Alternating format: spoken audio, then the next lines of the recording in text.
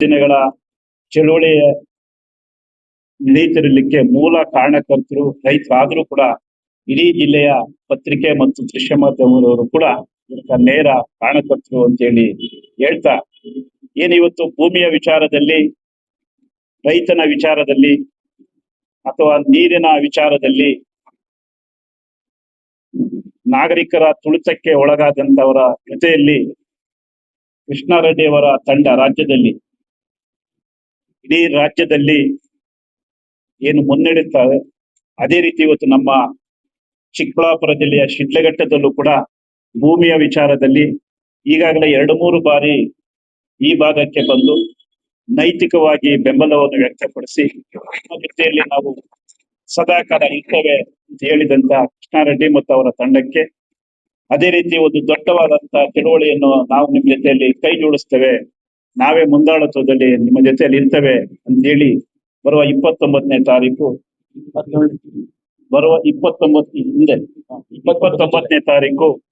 ಗೌರವಿತರಂತ ಕೃಷ್ಣಾರೆಡ್ಡಿ ಅವರು ಬೈಕ್ ಜಾಥಾ ಮಾಡ್ಬೇಕು ಅಂತ ಹೇಳಿ ತೀರ್ಮಾನವನ್ನು ಆ ವೇದಿಕೆಯಲ್ಲಿ ತಗೊಂಡ್ರೆ ಆ ತೀರ್ಮಾನಕ್ಕೆ ಬದ್ಧರಾಗಿ ಈಗ ಬರುವ 17ನೇ ತಾರೀಕು ನಮ್ಮ ದೊಡ್ಡ ಮಟ್ಟದ ಬೈಕ್ ರ್ಯಾಲಿಯನ್ನು ನಮ್ಮ ಜಂಗಮಕೋಟೆ ಹೋಬಳಿ ಅಂದ್ರೆ ಜಂಗಮಕೋಟೆ ಕ್ರಾಸ್ ಇಂದ ದೊಡ್ಡ ಮಟ್ಟದ ಹೋರಾಟಕ್ಕೆ ಮಾಡಬೇಕು ಅಂತ ತೀರ್ಮಾನವಾಗಿ ಈಗ ತಮ್ಮಗಳ ಮುಂದೆ ಆ ಒಂದು ಇಡೀ ರಾಷ್ಟ್ರ ನೋಡುವ ರೀತಿಯಲ್ಲಿ ತಾವು ಸುದ್ದಿಯನ್ನು ಮಾಡಬೇಕು ಅಂತ ಹೇಳಿ ನಾವು ಇವತ್ತು ನಿಮ್ಮಲ್ಲಿ ಬಂದಿದ್ದೇವೆ.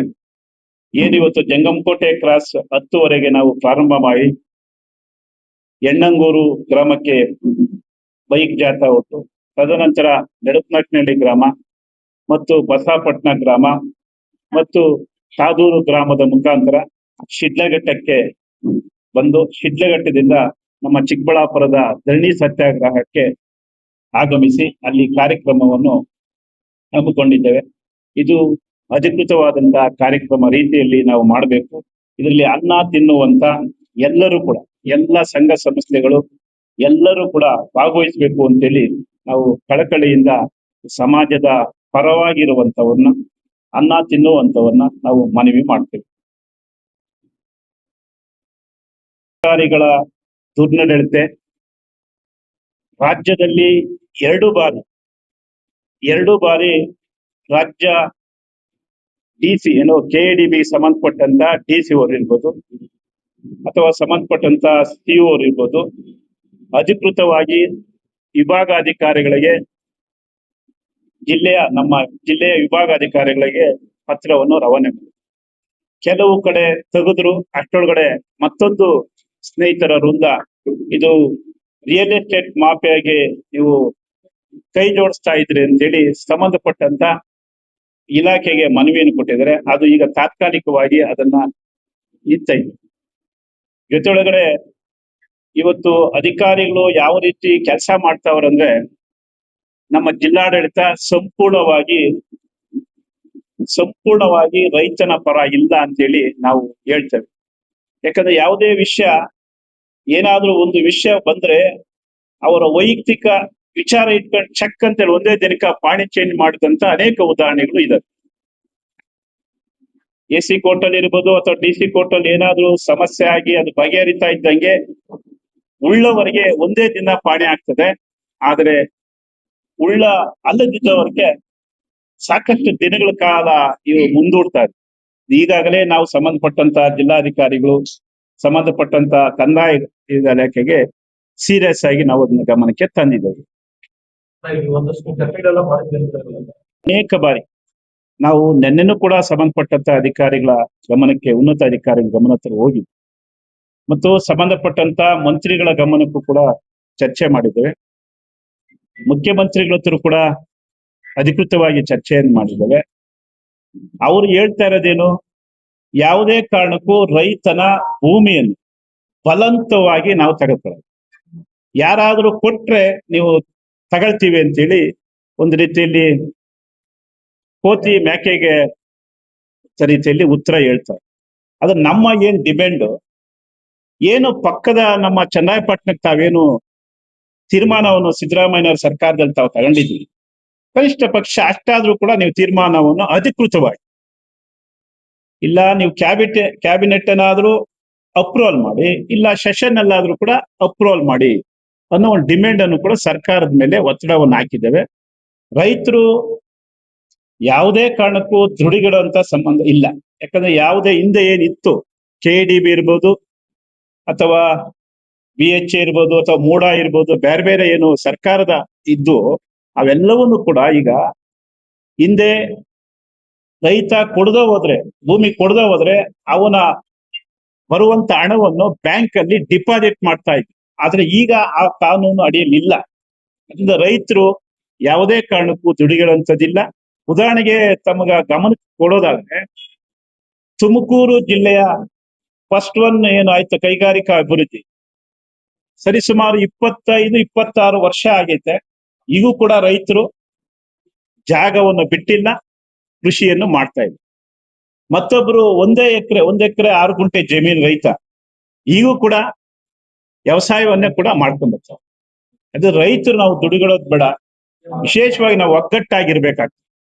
ರೈತರು ಎಂದು ಒಗ್ಗಟ್ಟಾಗಿ ಇರ್ತವೆ ಅದುವರೆಗೂ ನಮ್ಗೆ ಭಯ ಇಲ್ಲ.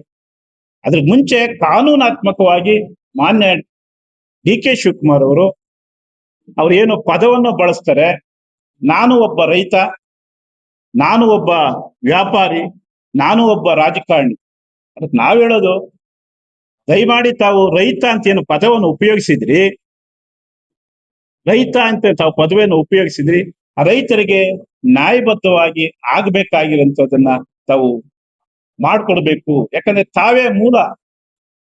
DK ಶಿವಕುಮಾರ್ ಅವರು ಮತ್ತು ಕುಮಾರಸ್ವಾಮಿ ಅವರು ಇಬ್ಬರು ಜಂಟಿಯಾಗಿ 2013 ಏನು ಕಾಯ್ದೆ ರದ್ದು ಮಾಡ್ಲಿಕ್ಕೆ ಇವರೇ 2018 ಮೂಲ ಕಾರಣಕರ್ತರಾಗಿರೋದ್ರಿಂದ ನಮ್ಗೀಗ ನಾವು ಮೊದಲು ಡಿಮ್ಯಾಂಡ್ ರಾಜ್ಯ ಸರ್ಕಾರದ ಮೇಲೆ 2013 ಕಾಯ್ದೆಯನ್ನು ತಾವು ಏನು ರದ್ದು ಮಾಡಿದ್ರಿ, ಅದನ್ನ ಮರು ಜಾರಿ ಮಾಡಿ. ಅದು ರೈತರಿಗೆ ಬಹಳಷ್ಟು ಅನುಕೂಲ ಆಯಿತು. ಯಾಕಂದ್ರೆ ಭೂಮಿ ರೈತ ಕೊಡೋದಿಲ್ಲ ಅಂದ್ಮೇಲೆ ಅದು ಕ್ಲಿಯರ್ ಆಗ್ತಾ ಇತ್ತು.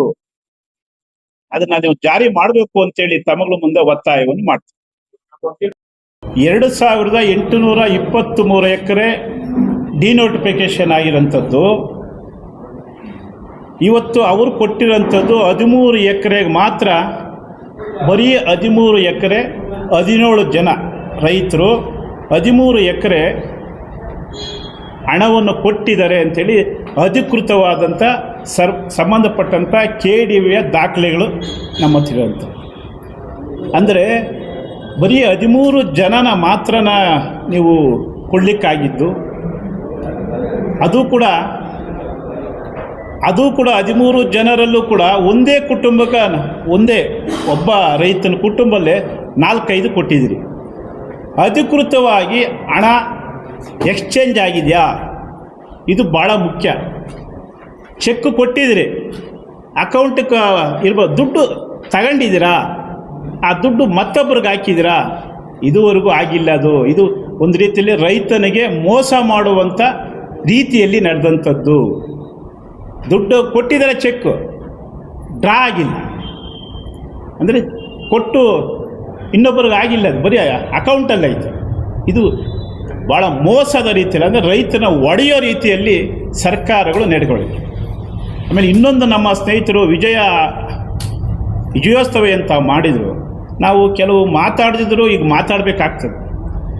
ವೇದಿಕೆ ಹಾಕಿದ್ದಂಥದ್ದು ಮೊದಲಿಗೆ ಅವರು ಅಪೀಲ್ ಮಾಡಿದ್ದು 526 ಎಕರೆ ಜಮೀನು PSNL ಕಂಪನಿಗೆ ಇದೆ.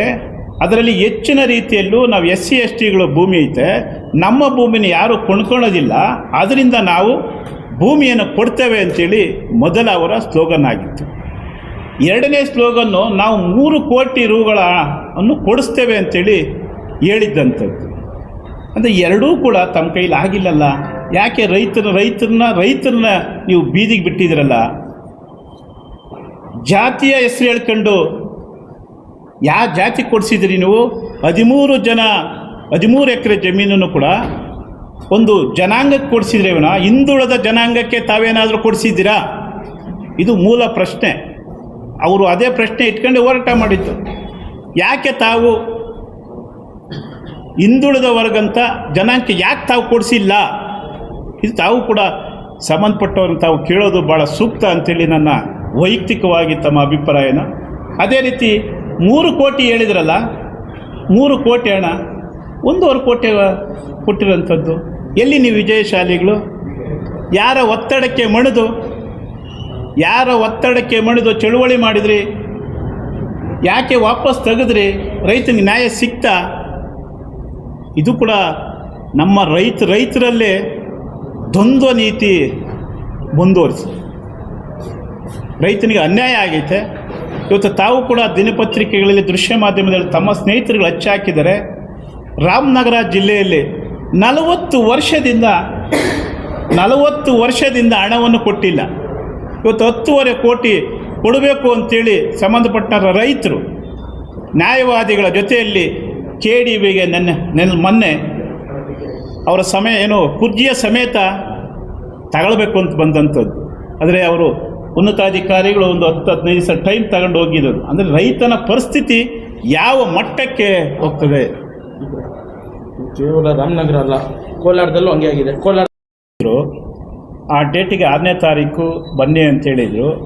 ನಾವು 6ನೇ ತಾರೀಕಿನ 4ನೇ ತಾರೀಕೆ ಮಾನ್ಯ ಕುಮಾರಸ್ವಾಮಿ ಅವರು ಮಾಜಿ ಮುಖ್ಯಮಂತ್ರಿಗಳ ಅವರ ಅಧಿಕೃತವಾದಂಥ JP ಭವನಕ್ಕೆ ನಾವು ಹೋಗಿದ್ವಿ. ಆವತ್ತು ಮಾನ್ಯ ಶಾಸಕರಾದಂಥ ನಮ್ಮ ಶಿಡ್ಲಘಟ್ಟ ಶಾಸಕರನ್ನು ಕೂಡ ಸಭೆಯಲ್ಲಿ ಭಾಗವಹಿಸಿ ರೈತರು ಮತ್ತು ಅವರ ಹತ್ರ ಚರ್ಚೆ ಆಗಿ ನೇರವಾಗಿ ಶಾಸಕರು ಕೂಡ ಭಾಗವಹಿಸಬೇಕು ಅಂತೇಳಿ ತೀರ್ಮಾನ ಆಗಿ ನಾವು ಕೂಡ ಶಾಸಕರ ಮನೆಗೆ ಹೋಗಿ ಎಲ್ಲ ನಮ್ಮ ರೈತರು ಪ್ರಮುಖರು ಭೇಟಿ ಮಾಡಿದ್ವಿ. ದುರಾದೃಷ್ಟವಶಾತ್ ನಮ್ಮ ದೇವೇಗೌಡರ ಪತ್ನಿ ಸಮಸ್ಯೆ ಆಯಿತು. ನಾವು ಮತ್ತೆ ಅದನ್ನು ಭೇಟಿ ಮಾಡೋಕ್ಕಾಗಿಲ್ಲ. ನಾವು ಮತ್ತೊಂದು ಸರಿ ಈಗ ನಿನ್ನೆನೂ ಕೂಡ ನಾವು ಪ್ರಯತ್ನ ಮಾಡಿದ್ವಿ. ಮೊನ್ನೆ ನಾವು ಬ್ರಿಡ್ಜಿಗೆಲ್ಲ ಕೂಡ ನಮ್ಮ ಸಂಘಟನೆ ವತಿಯಿಂದ ನಾವು ಹೋಗಿದ್ವಿ. ಆಗ ತಾವು ಭಾಗವಹಿಸಬೇಕು ಅಂತ ಕೂಡ ಹೇಳಿದರು. ನಮ್ಮ ಎಲ್ಲ ಸ್ನೇಹಿತರಿಗೂ ಕೂಡ ನಾವು ಅಲ್ಲಿ ಭಾಗವಹಿಸಿದ್ವಿ. ನಾವು ನಿನ್ನೆ ಭಾಳ ದೊಡ್ಡ ಮಟ್ಟದಲ್ಲಿ ಭಾಗವಹಿಸಬೇಕು ಅಂತೇಳಿ ನಾವೆಲ್ಲ ತೀರ್ಮಾನವನ್ನು ಕೂಡ ಎಲ್ಲ ಕಡೆ ಹೇಳಿದ್ವಿ. ಆದರೆ ಅದು 18ನೇ ತಾರೀಕು ಅದು ಮುಂದಕ್ಕೆ ಹೋಯ್ತು. ನಾವು ಈ ಕುಮಾರಸ್ವಾಮಿ ಅವ್ರನ್ನೂ ಕೂಡ ಮತ್ತು ಶಾಸಕರನ್ನು ಕೂಡ ಒಂದೇ ವೇದಿಕೆಯಲ್ಲಿ ಮತ್ತು ಜೊತೆಗಡೆ ಮೊನ್ನೆ ನಾವು ಅಶೋಕ್ ಅವ್ರನ್ನು ಕೂಡ ವಿರೋಧ ಪಕ್ಷದ ನಾಯಕನನ್ನು ಕೂಡ ಭೇಟಿ ಮಾಡಿದ್ವಿ. ಅವರು ಕೂಡ ಹೇಳಿದ್ದಾರೆ. ಮತ್ತು ಮೊನ್ನೆ ಬಂದಂಥ ರಾಜ್ಯಾಧ್ಯಕ್ಷರಾದಂಥ ವಿಜೇಂದ್ರ ಅವರು ಕೂಡ ನಾವು ಒಟ್ಟಾಗಿ ಕುಮಾರಸ್ವಾಮಿ ಅವರನ್ನು ಕರೆದಾಗ ನೀವು ಹೇಳ್ರಿ, ನಾವೆಲ್ಲರೂ ಕೂಡ ಒಟ್ಟಾಗಿ ಚಿಕ್ಕಬಳ್ಳಾಪುರಕ್ಕೆ ಬರ್ತೇವೆ, ನಿಮ್ಮ ಜೊತೆಯಲ್ಲಿ ಬೆಂಬಲವಾಗಿ ನಿಲ್ತೇವೆ ಅಂತಲೂ ಕೂಡ ಹೇಳಿದ್ರು. ನಮ್ಮ ಚಿಕ್ಕಬಳ್ಳಾಪುರ ಜಿಲ್ಲೆಯ ಜಂಗಮಕೋಟೆ ಕ್ರಾಸಲ್ಲಿ ನಾವು 10ವರೆಗೆ ನಾವು ಎಲ್ಲನೂ ಕೂಡ ಅಸೆಂಬಲ್ ಆಗಿ ನಾವು ಹಳ್ಳಿಗಳ ಮುಖಾಂತರ ಬಂದು ನಾವು ಶಿಡ್ಲಘಟ್ಟದ ಮುಖಾಂತರ ಜಿಲ್ಲಾಧಿಕಾರಿಗಳ ಕಚೇರಿ ಮುಂಭಾಗದಲ್ಲಿ ಇವತ್ತು 150 ದಿನದ ಹೋರಾಟವನ್ನು ನಡೀತಾ ಇರುವಂಥ ಸತ್ಯಾಗ್ರಹದ ಜಾಗಕ್ಕೆ ಬಂದು ಅಲ್ಲಿ ಸಭೆಯನ್ನು ಮಾಡಿ ನಾವು ತಮ್ಮಗಳ ಮುಖಾಂತರ ಸರ್ಕಾರಕ್ಕೆ ಎಚ್ಚರಿಕೆಯನ್ನು ಕೊಡುವಂಥ ಕೆಲಸವನ್ನು ಮಾಡ್ತೇವೆ. ಕಾರಣ ಇವತ್ತು ಸೆಷನ್ ನಡೀತಾ ಇದೆ. ಆ ಸೆಷನಲ್ಲಿ ಈ ಗಮನ ಸೆಳೀಲಿ ಅನ್ನೋ ಉದ್ದೇಶಕ್ಕೆ ಒಂದು ದೊಡ್ಡ ಮಟ್ಟದ ಬೈಕ್ ರ್ಯಾಲಿಯನ್ನು ಮಾಡ್ತೇವೆ. ನಮ್ಮ ಜೊತೆಯಲ್ಲಿರೋ ರೈತರು ಅಥವಾ ಬೇರೆ ರೈತರು ಇಲ್ಲ, ಎಲ್ಲ ಒಂದೇ ರೈತರೇ.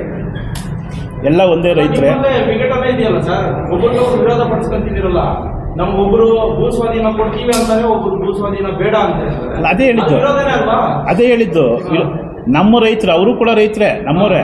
ಅಂದರೆ ಅವರ ಉದ್ದೇಶ ನಮ್ಮ ಜೊತೆಯಲ್ಲಿ ಯಾರು ತಗೊಂಡಿಲ್ಲ. ಅವರೇ ಹೇಳಿರೋದು ಸರ್, ನಮ್ಮ ಜೊತೆಯಲ್ಲಿ ಯಾರು ಇದ್ದಾರೋ ಅಲ್ಲಿ ಹೇಳೋದು ಭಾಳ ಸೊಗಸಾಗಿರ್ತದೆ. ತಗೊಂಡಿದ್ದಿದ್ರೆ ಯಾಕೆ ಅಲ್ಲಿ ಚಳುವಳಿ ನಡೀತಾಯಿತ್ತು? ತಗೊಂಡಿದ್ದಿದ್ರೆ ಯಾಕೆ ನಡೀತಾಯಿತ್ತು? 2823 ಎಕರೆ ಜಮೀನಲ್ಲಿ ಕೇವಲ 13 ಎಕರೆಗೆ ಮೂತೆಗೆ ಬೆಣ್ಣೆ ಒರೆಸೋ ರೀತಿಯಲ್ಲಿ ನೀವು ಕೊಟ್ಟಿದ್ದಾದರೆ ಇನ್ನು ಮಿಕ್ಕ ರೈತರು ಏನಾಗ್ಯವ್ರೆ? ಯಾಕೆ ಕೊಟ್ಟಿಲ್ಲ? ದುಡ್ಡು ಡ್ರಾ ಆಯಿತಾ? ಅವನೇ ಕೇಳಬೇಕು. ಯಾರು ನೀವು ತಗೊಂಡಿರೋರು ಪುಣ್ಯಾತ್ಮನೋ ಅಥವಾ ಜವಾಬ್ದಾರಿ ಇರೋರು? ದುಡ್ಡು ಡ್ರಾ ಆಗ್ಯದ ತಮ್ಮ, ಯಾರಿಗಾದ್ರೂ ಅದನ್ನು ತೆಗೆದು ಕೊಟ್ಟಿದೆಯಾ? ಜಮೀನು ಡಿನೋಟಿಫಿಕೇಶನ್ ಆಗಿದೆ ಅಂತ 550 ಎಕರೆ ಡಿನೋಟಿಫಿಕೇಶನ್ ಆಗಿದೆ ಅಂತ ಹೇಳ್ತಾರೆ. 400 ಚಿಲ್ಲರೆ ಎಕರೆ ಡಿನೋಟಿಫಿಕೇಶನ್ ಹಿಂದೆನೂ ಕೂಡ ಆಯ್ತದು. ಮತ್ತೆ ಮಾಡಬೇಕು ಅಂತ ಪ್ರಯತ್ನ ನಡೀತಾ ಇತ್ತು ಅವ್ರದ್ದು. ಅದು ಏನಾಯಿತು ನಮಗದು ಮಾಹಿತಿ ಇಲ್ಲ. ಯಾಕಂದರೆ ಈಗ ನ್ಯಾಯಾಂಗದಲ್ಲಿ ಇರೋದ್ರಿಂದ ಕೆಲವೆಲ್ಲ ಹೇಳೋಕ್ಕೂ ಕೂಡ ಕಷ್ಟಕರ ಆಗ್ತದೆ. ಹೋದ ಸರಿ ನಡೆದದಕ್ಕೂ ಇದಕ್ಕೂ ಅಜಗಜಾಂತರ ವ್ಯತ್ಯಾಸ. ಅವತ್ತು ಮುಖ್ಯಮಂತ್ರಿಗಳು, ಹೊಸ ಮುಖ್ಯಮಂತ್ರಿಗಳು ಹಿಂದಿನ ದಿವಸ ಆಯ್ದಂಥದ್ದು. ಜಿಲ್ಲಾಡಳಿತ ಮತ್ತು ರಾಜ್ಯದ ಪೊಲೀಸ್ ಇಲಾಖೆ ಉನ್ನತಾಧಿಕಾರಿಗಳು ಅವತ್ತು ನಮ್ಮನ್ನು ಕೂಡ ಸಭೆಯನ್ನು ಕರೆದಿದ್ದರು, ಭಾಳ ರಿಕ್ವೆಸ್ಟ್ ಮಾಡಿದರು. ನಾವೇನಾದರೂ ಅವತ್ತು ವಾಪಸ್ ಮಾಡಿದರೆ ನಮ್ಮ ಮೇಲೆ ಕೆಲವೊಂದು ಸಂಘಟನೆಗಳು ಮತ್ತು ರಾಜಕಾರಣಿಗಳು ಒಂದು ಜಾತಿಯ ಬಣ್ಣನೋ ಅಥವಾ ಒಂದು ಪಕ್ಷದ ಬಣ್ಣನೋ ಕಟ್ಟಲಿಕ್ಕೆ ನಮ್ಮ ಮೇಲೆ ತುದಿಗಾಲ ಮೇಲೆ ನಿಂತಿದ್ರು. ನಾವು ಯಾಕೆ ಇವತ್ತು ಚಳುವಳಿಗಾರರಾಗಿ ಚಳುವಳಿಯ ಅರ್ಥ ತಪ್ಪಬಾರ್ದು ಅನ್ನೋ ಉದ್ದೇಶಕ್ಕೆ ನಾವು ಚಳುವಳಿಯನ್ನು ಮಾಡಿದ್ವಿ. ನಮ್ಮ ಚಳುವಳಿ ಸರ್ಕಾರಕ್ಕೂ ಕೂಡ ಮುಟ್ಟಿತು. ಸಂಬಂಧಪಟ್ಟಂಥ ಅಧಿಕಾರಿಗಳು ಮತ್ತು ಅಂದಿನ ಸಂದರ್ಭದಲ್ಲಿ ಯಾರನ್ನ ಭೇಟಿ ಮಾಡಬೇಕು ಕೂಡ ಮಾಡಿದ್ವಿ. ಅಂದರೆ ಇವತ್ತೇನಾದರೂ ತಡೆದಿದ್ದೆ ಆದರೆ ಅದರ ಪರಿಣಾಮ ರಾಜ್ಯ ವಿಧಾನಸಭೆಯಲ್ಲಿ ಚರ್ಚೆ ಆಗ್ತದೆ. ತಡೆದ್ರೆ ವಿಧಾನಸಭೆಯಲ್ಲಿ ಚರ್ಚೆ ಆಗೋ ರೀತಿಯಲ್ಲಿ ನಾವು ನಡೀತಿದ್ವಿ. ಸರ್, ಈಗ ಬೈಕ್ ರ್ಯಾಲಿ ಬರೀ ರ್ಯಾಲಿ ಮಾತ್ರ ನಡೆಯುತ್ತಾ ಇಲ್ಲ ಮಧ್ಯದಲ್ಲೆಲ್ಲ ಸಭೆ ಸಮಾರಂಭ? ಇಲ್ಲ ಸರ್, ನೇರವಾಗಿ ಬೈಕ್ ರ್ಯಾಲಿನೇ ನಾವು ಬಂದು ಡೈರೆಕ್ಟಾಗಿ ನಾವು DC ಕಚೇರಿ ಮುಂಭಾಗದಲ್ಲಿ, ಬೆಂಗಳೂರಲ್ಲ ಸರ್, ಚಿಕ್ಕಬಳ್ಳಾಪುರ ಕಚೇರಿ. ಉದ್ದೇಶ ಏನು, ನಮ್ಮ ಬೆಂಗಳೂರಲ್ಲಿ ಫ್ರೀಡಮ್ ಪಾರ್ಕಲ್ಲಿ ಮಾಡಬೇಕು ಅಂತೇನಿದ್ವಿ, ನಾವು ಎಲ್ಲ ಸೇರಿ ಮಾಡಬೇಕು ಅಂತಿದ್ವಿ. ಇಲ್ಲಿ 4 ನಮ್ಮ ಭೂಮಿಯ ಹೋರಾಟದಲ್ಲಿ 4 ಬೆಂಗಳೂರು ಸುತ್ತು ಅಂದ್ಕೊಂಡು ಪ್ರಯತ್ನ ಮಾಡಿದ್ವಿ. ಆದರೆ ಅಲ್ಲಿ ಜಾಗದ ಸಮಸ್ಯೆ ಆಯಿತು. ಏಕಾಏಕಿ ನಮ್ಮ ಏನಿವತ್ತು JDS ಸಂಬಂಧಪಟ್ಟಂಥವರು 18ನೇ ತಾರೀಕು ನಾವು ಅಲ್ಲಿ ಹಾಕಿದ್ವಿ. ಸರಿ, ಅಲ್ಲಿ ಸಮಸ್ಯೆ ಆಗೋದು ಬೇಡ ಅಂಥೇಳಿ ನಾವು ಇದನ್ನು ಮುಂಚಿತವಾಗಿ ಒಂದು ಸ್ವಲ್ಪ ಇಲ್ಲೇ ಈ ಕಡೆ ಮಾಡಿ